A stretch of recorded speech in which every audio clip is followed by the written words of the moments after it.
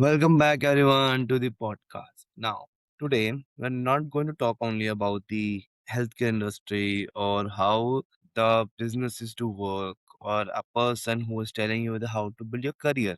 But today is a bit different. Why? Because we are going to talk about the conversation about the growth.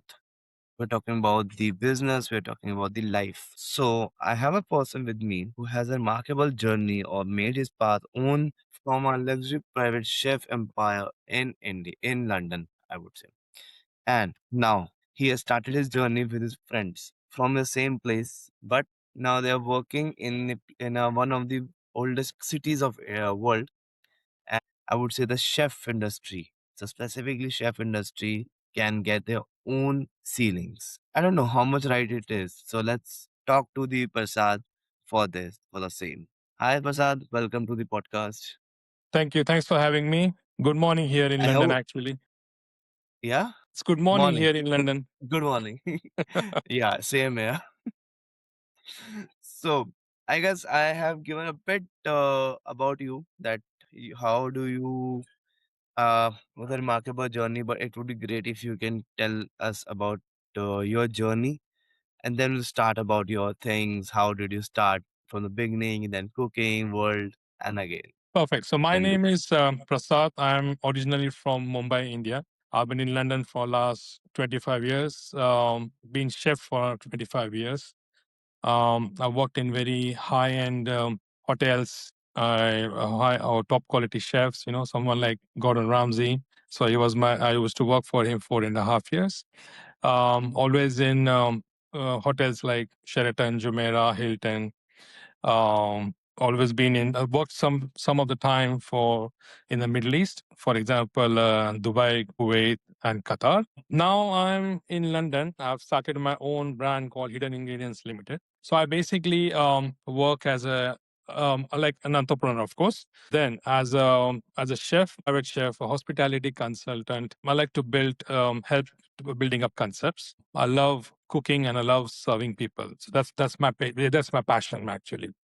So okay. that's where of course maintaining all the hospitality standards, meeting people, talking to them, see what they like, and third thing is we I like to build concepts as well. So if any restaurant concepts, we come up with some nice concepts and then we take it from there actually how the client wants it. And that's a great thing because innovation is the one where hospitality is always up for the innovations. And the first innovation, if you see, it's always in the hospitality industry, right? So if I ask you, what pulls you into the world of cooking? I mean, I'm an Indian. So basically, I was born in India. So cooking is in the homes. Cooking is through my mom. I mean, food is important in Indian culture. You know how it works.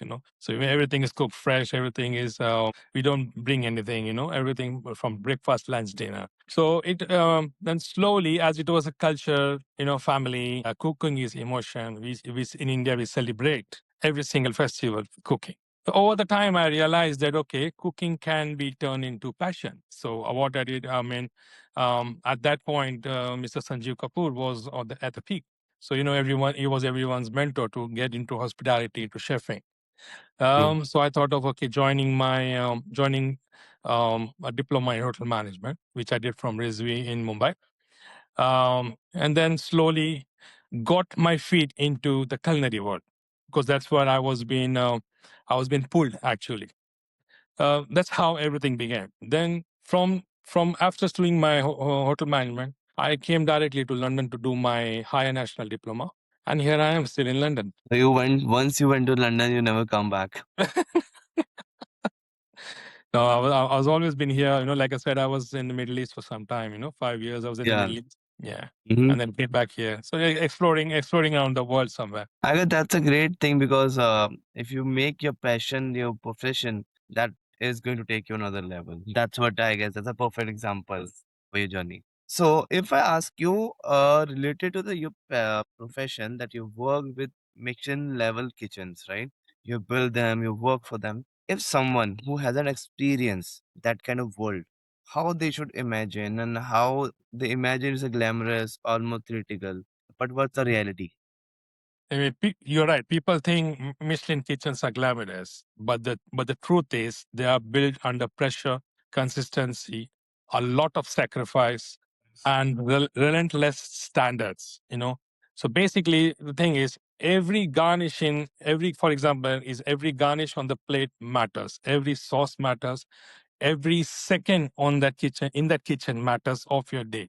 So in Michelin kitchens, you do things consistently again and again, repeating the same thing, which gives you discipline. It makes you fast. You are like an army. So that's how you go through excellence on a daily basis. So you become a master. It's not easy. It's not easy at all. It's very hard to do the same thing again and again. At times it gets boring, but you become a master of that sort of cuisine or that sort of food preparation. That's how I would say I it. got, yeah. Discipline is the one of the key thing, Yeah, and I got taste. yeah, You know how to make a consistent taste. I guess every drop of a masala yeah. is matters, Perfect. right? Because the recipes have to be followed no matter what it is. So, what did working in those environments teach you that, that you couldn't have learned anywhere else? Yeah. It's true because you like I said, it's like an army. So you Mhm. get yourself so disciplined. You have methods of working, you have ethics of working. I mean, and they the standards are so high that you cannot drop for any single plate. So Really? that's every single plate has to, because you don't know who is sitting in front. Maybe it's a Michelin inspector. They Mm. don't announce it. They just come in and they will just, maybe it's a single person, maybe it's two people, maybe it's three people. You don't know. So every single plate, every single guest is a Michelin inspector for you. That's how That's a hard one because it's a hard one. Yeah. you have to. It's a hard thing because every time it cannot be done, and discipline is very much required and calculation to for the perfect numbers of the masalas or Yeah. whatever the ingredients you're Yeah. putting up that need to be calculated. So at some point you made the leap and you left the employment and started building something of your own. Yeah. What was the plan decision or what did it something pushed you? But I did my employment for, you would say, 23 years now. So I wanted something to have like an ownership of my own. I mean, employment taught me skills, it taught me discipline, like I said. But now business is teaching me freedom. I have my freedom. I realize that I can be creative. I'm open. I've got an open platform. My slate is clean. So I know what to drive on my slate now, and how to drive. It's entirely up to me now how to go ahead in my own career, my own brand. That's a beauty of the business that you have your own clean things and you can drive it on your own way because in employment you have to follow the SOPs and everything.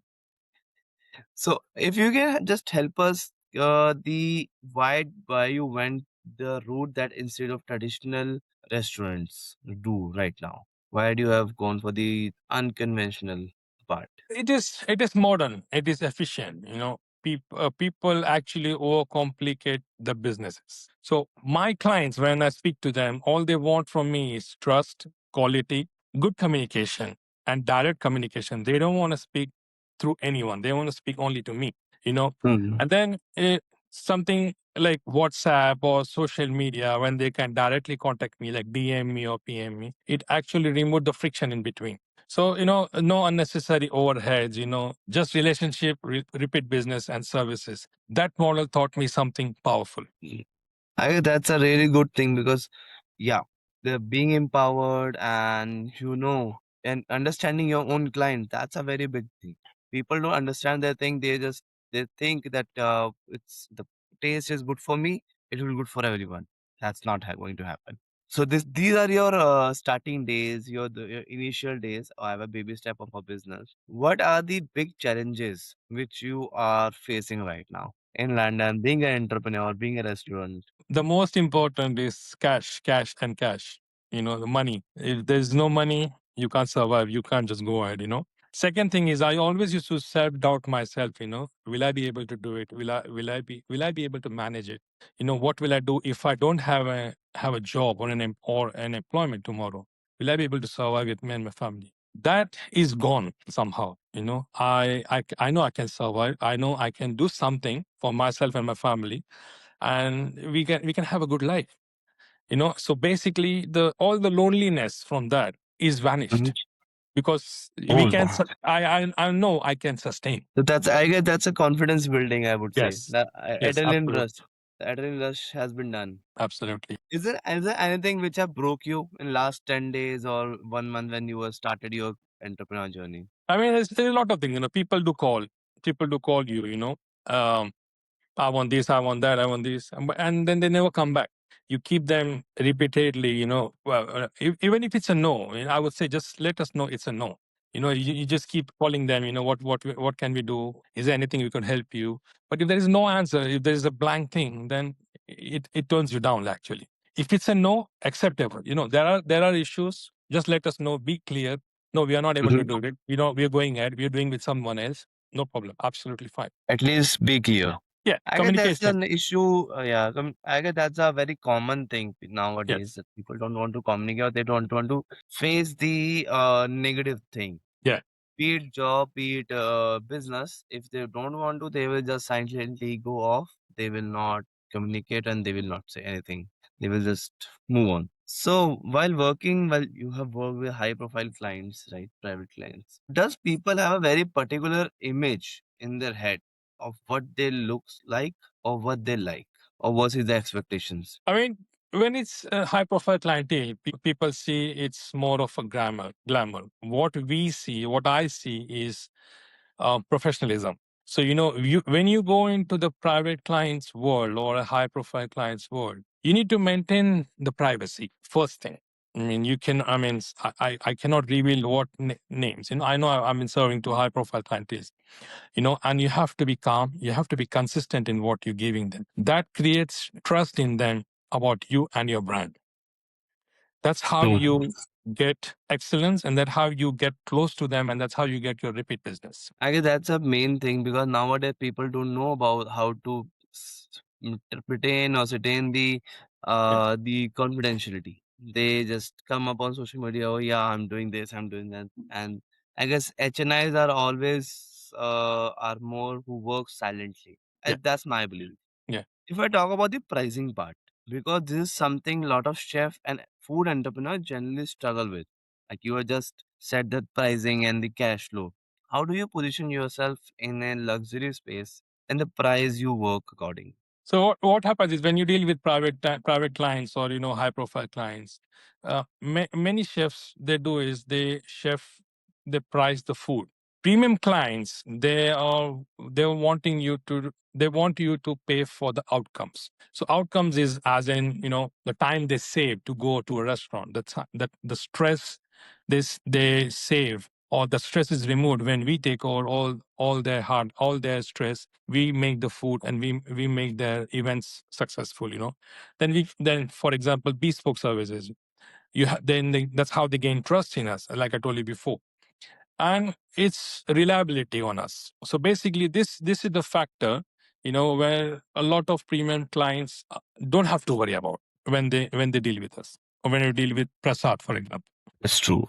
Because food is all about taste. That's what my thought is. Even I guess a lot of people do the same, but you are right. A lot of people doesn't know they have a good taste, but they increase the price like anything. Yeah. Yeah. That's is a turn off for everyone. Like if we get into numbers for the industry, right? And I have some numbers that are related to the Indian market, right? But because my audience is more in India and some of there, but still. So if I talk about the global Indian market, that's true. So it's market of $78 billion today. And as per according to the numbers, it's going to be double in 2033. So how do you look that number? Matlab, and do you think that Indian chef and entrepreneurs are actually capturing the opportunity or they are still lacking behind? I mean, in the Indian market, Indian cuisine, Indian chefs are growing like crazy now. Indian food is found everywhere around the world. Like always says, potatoes and Indians are found all over the world. You know, so, so basically, Indian cuisine is globally loved.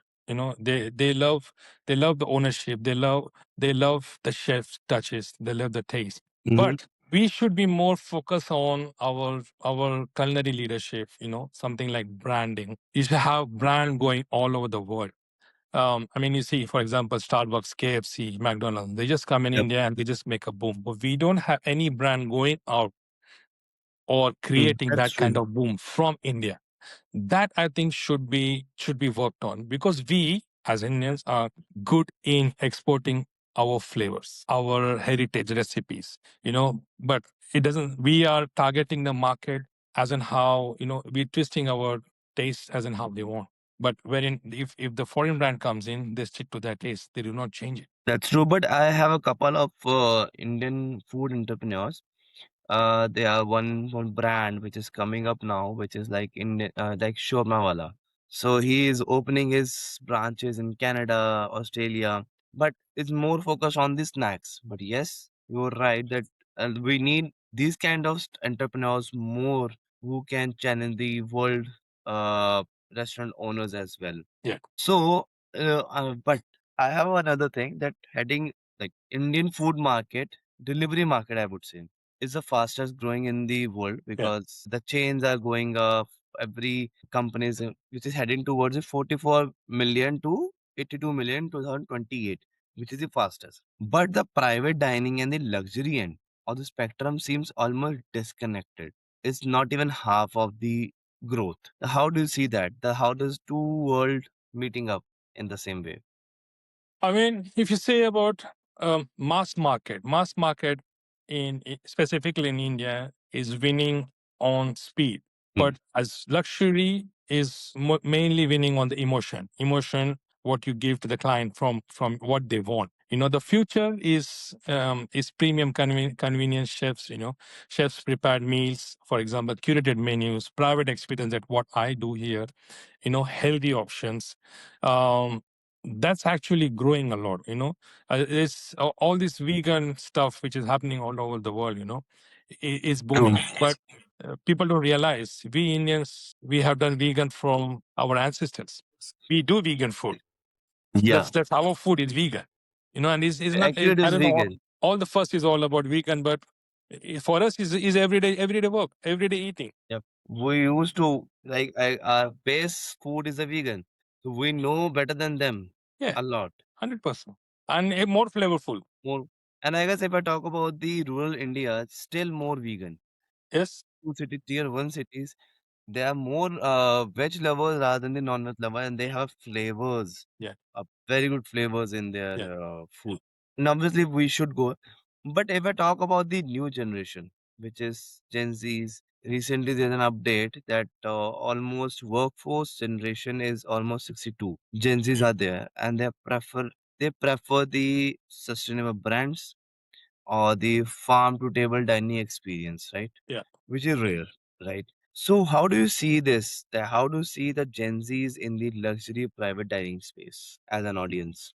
I mean, from now, I mean, because like you said, farm to table. So that means they are getting that trend, like Yep. how the food is prepared by someone as a farmer. You know, he's the key guy or the key person or the key role of our food industry. Right from cooking a rice, right from producing a rice. Taking care of it, nurturing it, and then transporting, and then it goes to the supermarket, and then it goes to the home. Gen Z is getting that kind of Gen Z knows about this.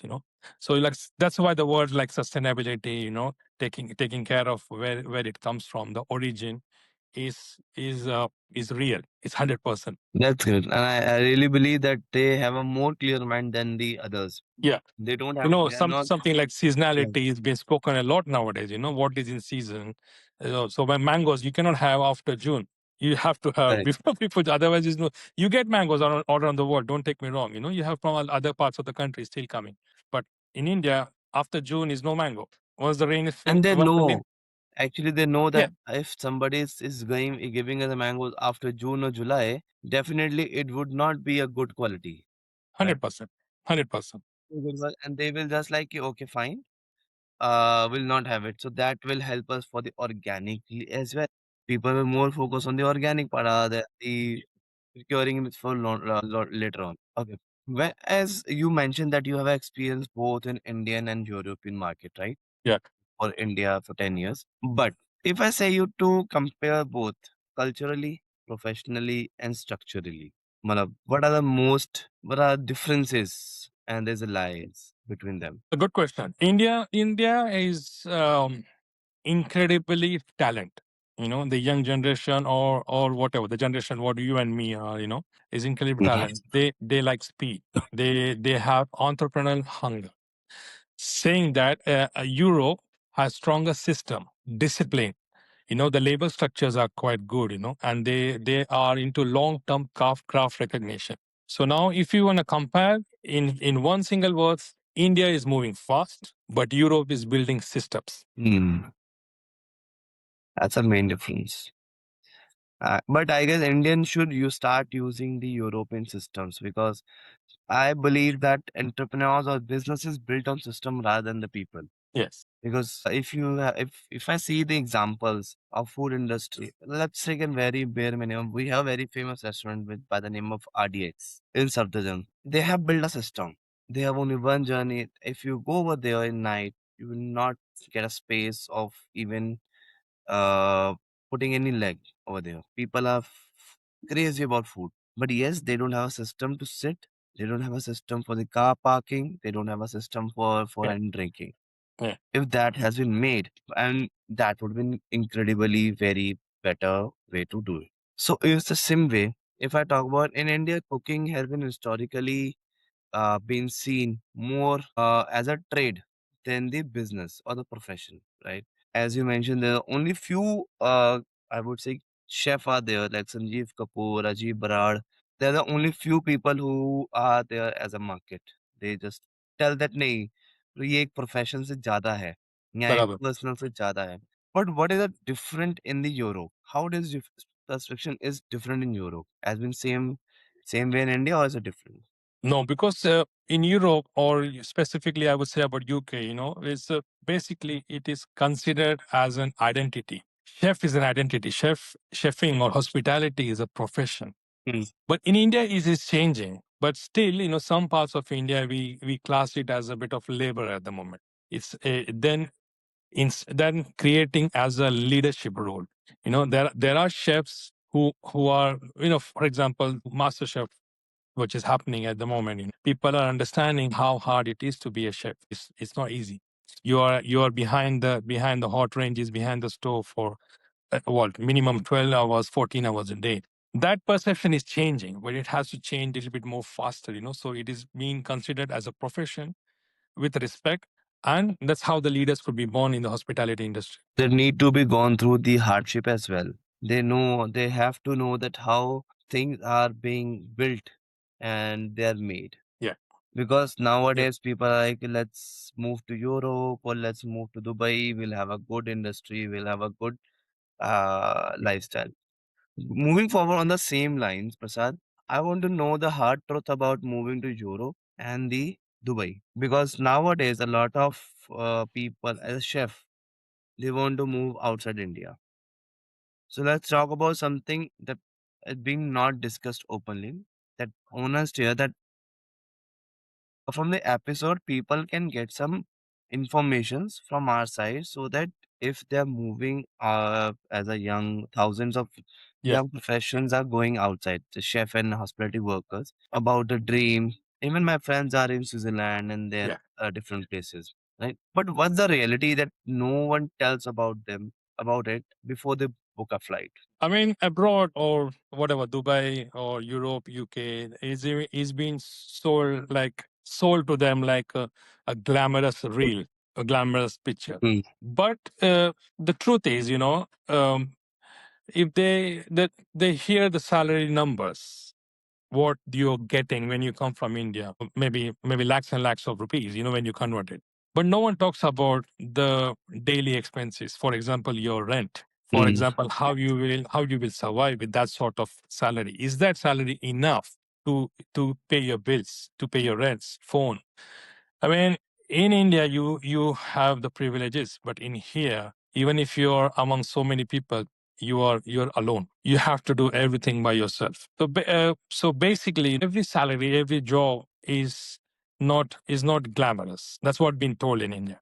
Visa doesn't mean security. Visa means you have the right to work, but you could be thrown out anytime if the government changes the mood. It's like this. The salary is equal to wealth. I understand, but if now I'm living in London, the daily expenses and the monthly crises are going crazy. So as you because see, if you arrive uninformed, you can become vulnerable very quickly. That's how the mindset changes. That's how you become lonely. But I guess a lot of people think that we'll get a better income in Europe or Dubai. The same way we are doing the same work in India. Like let's take an example, that 12 to 14-hour shift they are doing in Dubai and they're doing in India. But in India they're just getting 10,000, 15,000, maximum 20,000 as a shift. But on the contrary, they are in London they must be getting 50,000, 70,000 per month. They spend it, still they are able to send the same money Yeah. in India. Isn't it better? Well, see, there are pros and cons. It is better if you know how to save your money. If you know how if your salary is enough and you know how to save your money, you know how to after all your expenses, you know how much you could save, and you can send so much a number of money to India. It's absolutely fine. But the reality is not that, because no one tells you how much tax you're paying. No one tells you how much is the rent, how much is the transport, petrol, how much is if you change the jobs, for example, how much is the legal visa fees. That is a Yeah. lot. That is a lot. You have to These go are the through process. miscellaneous. Yeah. What rights you have, how much are you going to save? No, they just know that, okay, I'm traveling to Canada, UK.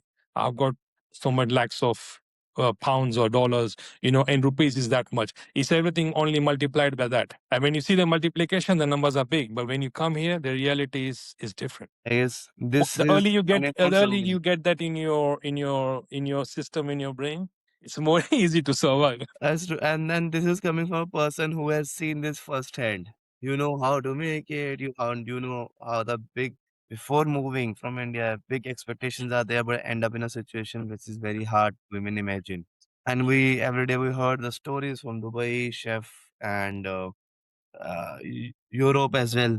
If I take example of my own friend, he's in Switzerland right now. He went on a study base. Now he's working as a chef, but he's every day is calling up ki, yaar, I was better in India. Okay, now you have taken that call. You have to go ahead. That's it. Take a find a way. I guess that's a very insane thing, but obviously people don't take a call. They are more behind the glamorous world or Yeah. glamorousy life they see. Yeah. So if I say, as in the latest one of the 2024 report of UK, they found 36% increase in modern slavery cases in hospitality, and 85% of those victims were food and drink establishment. When you hear these numbers, are you surprised? Uh, See, again, like I told you, it goes back to the question, same question. It's not a surprise. It's about what you have been sold. In India, you don't know what agent or whatever whoever's done your visa, what has he sold to you. But then when you come here, the reality is completely different. When I came in here 25 years ago, at one point I was in a shock that, okay, it's the same thing. Shall I go back or shall I stay here? But then I came with my friends to study here, and then yeah, we were there for each other, like a community. Okay, let's support each other. Let's stay here for some time. Let's see what happens. Mhm. So, I mean, to the answer to your question is again the same. What is being sold, what is being told to them. If they'll be told that you will come here and you'll drive a Mercedes Audi in your next 2 months, if that's in your head, yes, then there's a problem. That's Then imagination. yeah, I guess yeah, you're right. It's imagination, and and I guess that I always think that who is responsible for these kind of imaginations? It can be recruitment agency, it can be social media influencer who anyway, is showing life in yeah. London. Yeah, but it's all about you. That how do you take it? Yes, absolutely. But before whomsoever the viewers are watching us, I just want to tell you one thing, that if you are going to this kind of place, right? Be sure, don't make imagination things in your mind. We go with a blank that you don't know what going to happen. I guess I have a person who can tell you who have experienced this on the first hand. Yes, absolutely. Because No, now it's easy. Now because of social media, Google, ChatGPT, Wikipedia, you know what's happening around the world. When we came in here, it was nothing like this. We just came blindly. It's thankful to all our friends. We are all together. We still are together. you know so we didn't forget each other. The person who gave us to live when we came first time to the UK, that's a big thing. You don't know where you're going to live. You true. came in to study, you did your college, but when you come to the main city, who is there? No one. Who is there to support you? How will you know what should you take on rent? How much is the rent? So when Mm. you have friends like these, those are okay, that's fine, you stay with us for some time, sort yourself out, then you know what is wrong and what is right, and then you go ahead with that. That's how it built, actually. And finally, like we have already talked about the scenes, but I want to know one situation while you were in the initial days of college and started when you found when it was very embarrassing for you. One thing which you have remember. uh I don't remember such things, like I said, when it was not embarrassing, I would say it was more like a shock. I would not say Yeah. embarrassing, it was more like a shock, because when we came in here, I'm from Mm. Mumbai. So you see the hustle bustle, the crowd and everything. And we came to a small island in the UK, and it was completely quiet, no one around apart from us. And I'm like, oh my god, what is this? Where are we? Cultural shock. Yeah, culture shock. No one around. It's very quiet, peaceful. It's peaceful. It's quiet, I would say. But now I understand what is peaceful and what is quiet. But that It's time, been I was like, 25 what is years you're this? living there. Yeah. Yeah. I mean, what am I doing here? Is it something wrong, or is something going to happen? And when we came in here, we were just like 21, 22 years of old. We just finished our college and we came here. No experience, nothing. So I would say embarrassment, no. Shock, yes. There's a big shock. I guess I guess before anything else, any other shop you want to get, you have to understand the culture as well 100%. Yeah. and the neighbors. Because in India, as I'm living in Delhi, so I know a lot of people. If I go downstairs even at night, I will see people. But I don't think UK would have people are after 10 o'clock. I would say ten No, but thirty maybe max. maybe it's the whole day. I mean, people are so busy in their own life, in their own world. I mean, saying that where Yeah. I live, my neighbors are good. I mean, both the neighbors across the houses they're amazing. And they're local. They're from here, English Hmm. people, but they're amazing. But you're right. People are so busy in their own life. It's a good thing in a way because they don't want to interfere in your life. It's a bad Hmm. thing in a way because you don't know who's next to you. It's a very bad thing. Being into Indian, being in a place where Yeah, everybody knows everyone. I'm absolutely. always feel if I go to Gurgaon, if I take example of Delhi and Gurgaon, similar way Gurgaon is a very quiet. They people are just in their own. I travel every day to Gurgaon for my job, but I always try to stay in Delhi, and I'm very confident I will stay in Delhi because I cannot take that quietness. Like, that's a kind of a depression for me. Yes, absolutely, absolutely. Absolutely. Mm. So now coming from a depression to your passion, right? Which is Indian Culinary Diaspora, Yes. ISD. Now let's talk about the ICD, right? So if we talk about the ICD, that everything we have been talking about, the misguidance, isolations, undervaluation, right? But now you are building community, as you just Yes. mentioned that you survive because of community, and the same Yes. way you are taking it forward, right? Can Absolutely. you Yeah. tell us how the structure of the ICD is and the something that actually Indian chefs going to back globally and you are part of the movement you're trying to build exactly what you are required, right? So tell us about it. Before I start about ICD, I would like to acknowledge it and say that it is not an individual effort. It's a collective vision brought to the life by the founder members. They have contributed their experience, um, their belief, to do something, um, representing the Indian culinary to the world. And I would like to acknowledge my fellow founders. We are eight of us. So Chef Khalid, Chef Gurpreet, Chef Rohit, Chetan. Vishnu, Sonali, and Anushri, and myself. So each of us they are from different roles, different backgrounds, different communities in India, Mm. basically.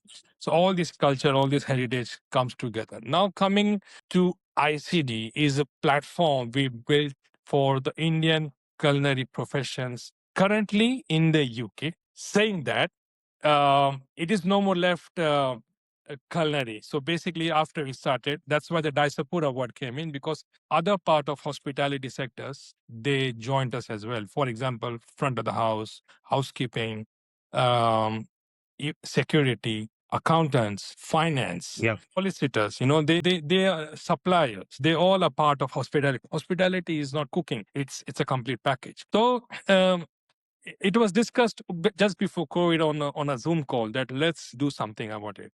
So you're talking about 2019, and I mean, it was an intent to be together as a community, help each other, give hand to each other. Be it a chef, be it a front of the house, be it a housekeeping, solicitor, a supplier, and create a platform where everyone is under one umbrella. That's how the idea came in. It evolved and evolved and evolved, and now on the 1st of May we have officially launched it. So to create mentorship, to create opportunity, identity of a person, and going ahead collectively.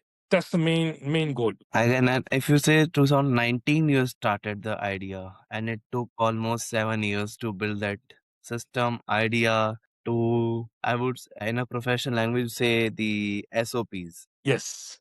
So right from a It, Zoom call to an organization, it we took didn't knew that. 7 years. I mean, it took a long time. Yeah. Yeah, because obviously you are going to elevate the Indian culinary voice, right? And there's a lot of professional exchange, thought process, and I can imagine that if you are coming with a package, it's a really blissful thing for the restaurant owner.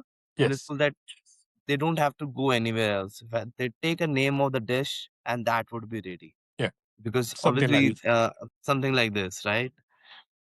And it's a very good thing that you guys have a platform for the Indian traditions and the community thrive, because people in India are forgetting their community and it. They are more individuals just like the Europeans, but you are holding that back still there. For one thing, I find the powerful that idea of professional identity, because we have talked about the Indian chef, then the accountants, then the cleaning staff and everyone that can be undervalued, because nowadays these are the people, and the chef is the most undervalued person, though he is the backbone. He know if he is not there, nothing is going to happen. We, Restaurant we, can be we burned. in our terms, we call it engine of the ship. Yes, that's true.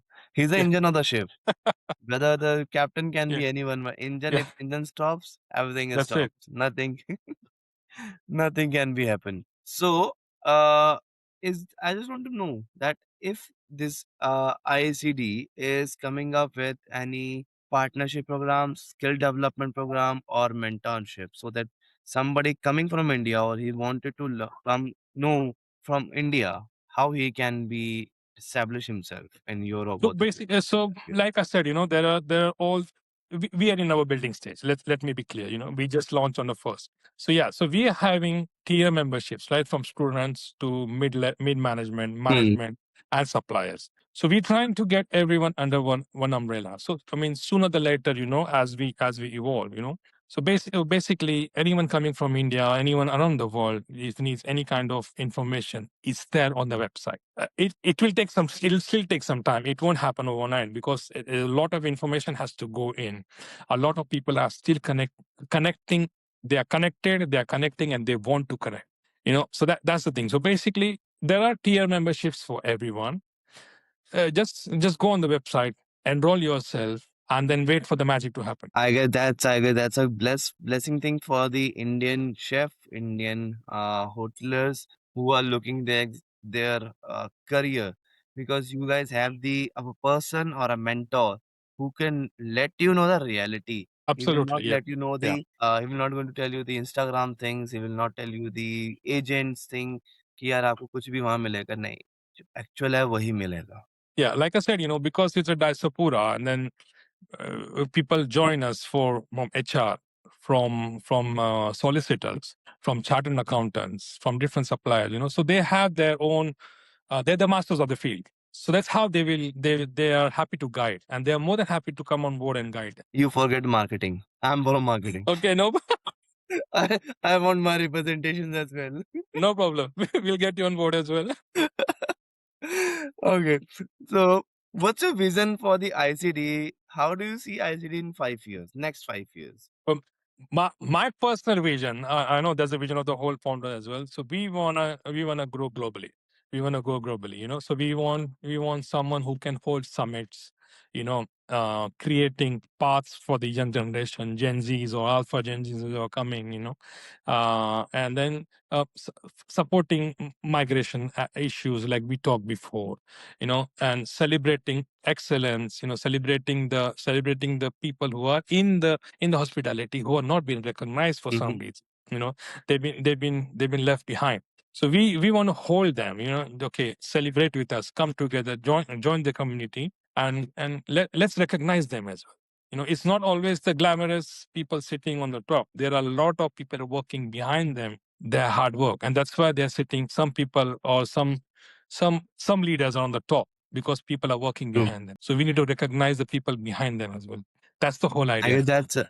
guess that's a very good initiative because Yes, people don't recognize the people who are sitting behind and working behind them. They always absolutely. think we are the one. If I ask you two questions, right? First is you have been a creative mind and now you are a businessman, a chef versus entrepreneur. How do you hold those two identities without one consuming the other? Well, as a chef, it is a chef in me is creating values in terms of food, for example, and businessman in me is protecting my values. So that's how I protect.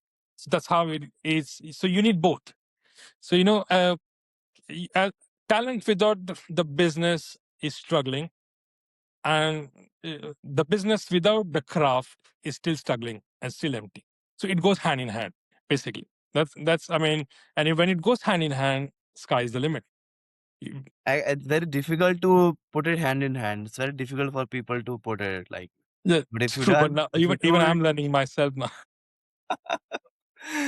okay. But one advice you want to give yourself when I guess 25 years old, or maybe the 25 years back when Prasad has landed in London or they started their career. What kind of advice you want to give him? Uh, well, keep your head down and learn. First thing, you need to learn your craft. You need to be an expert of what you are doing. I mean, I would not be an expert on the food, but I would be an expert on my food, my recipes, what I'm doing.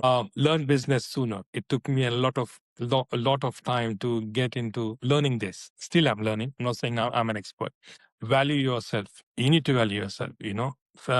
And create opportunities for yourself. At the moment, there is so many platforms available. Where you can go ahead, create opportunities for yourself, see what you're good at. That's advice I would give for the A question you young, asked me. for young Prasad. Yeah. Okay. So now it's a rapid fire round, just 3 to 4 questions, right? Okay. One dish that defined your entire journey as chef. Well, my mom's Malwani chicken dish. I can't get over it. I can't get over it. I hope I will have that soon. Well, you need to either come to Mumbai or London here. Definitely. The biggest myth people believe about moving from India to Europe as a food career. Good.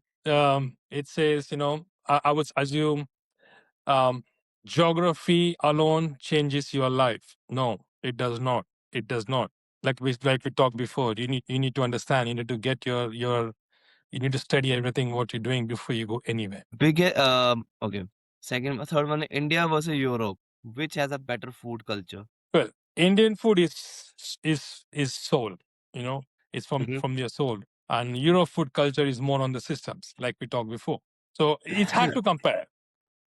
Uh, They are not apple to apple comparison. One thing that Indian career diaspora will change, nothing has nothing else has done? Good question. It's I would say again on the same talks what we had chat before is going to be two things, not one thing. First is isolation. When someone is here, there is someone behind you standing, and second is recognition.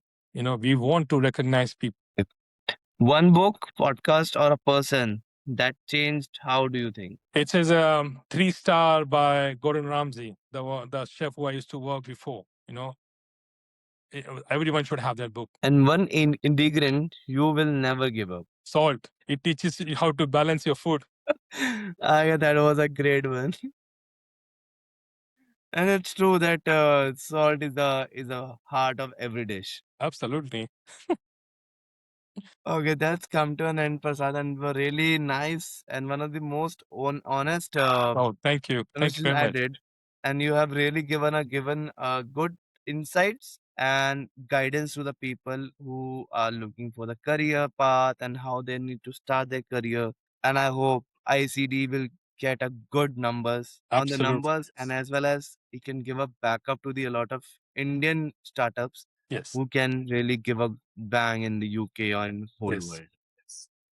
Thank you. Thank you very much for that. Thank you, Prasad, for the being here. And if anybody wants to get in touch with Prasad, I will drop his LinkedIn ID and also ICD's website in the comment box, in the description, everywhere. So as Prasad has said that you can get in touch with their team on ICD website. You will have everything. Don't get in trap of the influencers, the agencies, because they some are better, some are good, but many of them may give you a bad information or wrong imaginary life in UK or Dubai. So talk to those people who have their first hand experience, who have experienced these hardships, and now they are available for your maintenance. Thank you, everyone. Thank you for joining till now. Thank you. Thank you, Thank you. Prasad. Bye bye.